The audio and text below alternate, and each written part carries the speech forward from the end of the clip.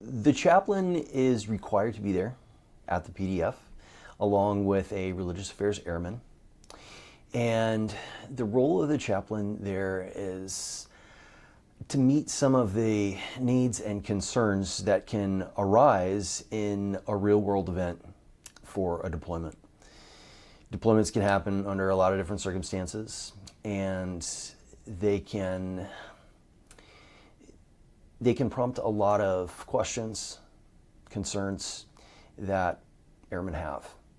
Things are going on in their personal life, in their family life, and at the moment where all of a sudden this becomes real and they're getting ready to get on a plane, there needs to be someone there that can meet them where they're at, and if necessary, step aside and talk about what's going on.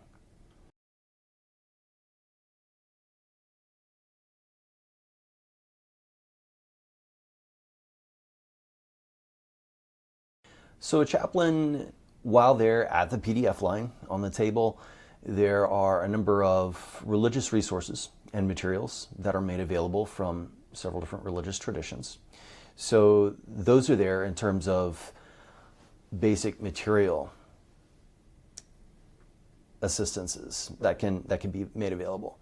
The other thing that's available is if a chaplain sees someone needs to talk, they can step out of the PDF line and go to a designated space.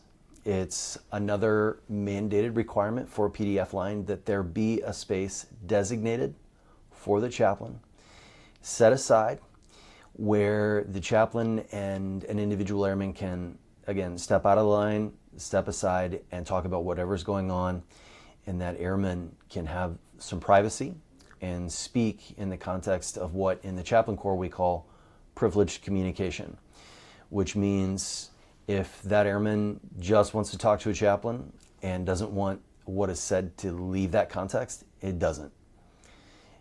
It also affords an opportunity for the airmen to process any emotions that might be going on that, frankly, maybe they don't want everyone else watching that. They don't need an audience. They need to process their emotions. They need to process their thoughts and their concerns, and a chaplain is there as well as a designated private space to do that.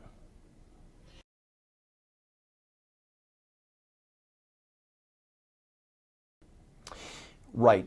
In a real world setting, a PDF line is set up and those materials that are supplied there, they are free to take, absolutely. And we do, of course, in our setting here, always have religious materials that are available to airmen that might come and be interested. They can also, if we don't have something they're looking for, we can find it.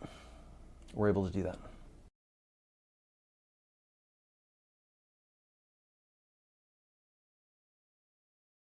There's, of course, lots of advice. Everyone's going to come at this in a different way. So my first piece of advice is don't be afraid to make use of all the resources you have. Speak to as many airmen as you want to. Get advice from as many airmen as you can in terms of gaining advice on deploying. So spread your net wide and get a lot of advice from a lot of people. As a chaplain, I would zero in on, of course, the spiritual readiness piece. Everyone has an aspect of their spiritual lives. Give it some considered and intentional thought. And don't be surprised if in a deployed setting, questions that maybe haven't arisen before do arise. So don't be afraid to reach out to the chaplain in your deployed setting if questions arise, that you want to talk about. The other thing that I would zero in on is family and home life. Spend some time with the ones you love, with your family, and put your house in order. Make sure that whatever is going to happen while you're away, you'll be able to keep that relationship strong and thriving.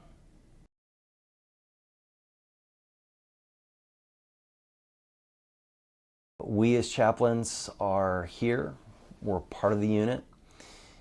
And we are always interested in meeting the members of our unit, always looking forward to talking to our airmen, explaining, of course, what it is that we do, but also finding out what our other airmen do and finding out what's going on in your life. And just know that we're here, we're available to you, and we're a resource.